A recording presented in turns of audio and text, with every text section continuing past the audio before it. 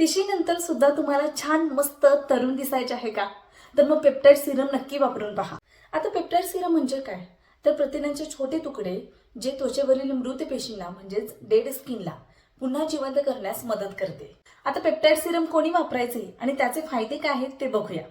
25 वर्षानंतर तुम्ही peptide Serum वापरू शकताय. जसं वय वाढेल तसं त्वचेतील कोलेजन कमी होत असते.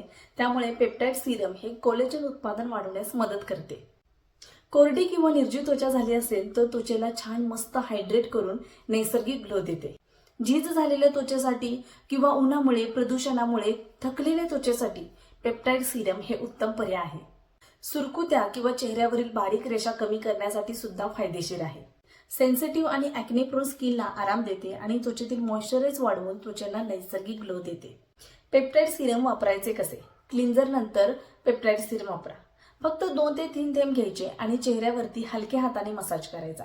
त्यानंतर तुम्ही व्हिटॅमिन सी वापरू शकताय, मॉइश्चरायझर वापरू शकताय आणि सनस्क्रीन सुद्धा वापरू शकताय.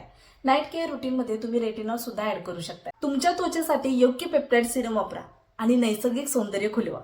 आणि जर तुम्ही आधीच पेप्टाइड सिरम वापरत असाल तर तुमचा अनुभव कमेंटमध्ये नक्की सांगा.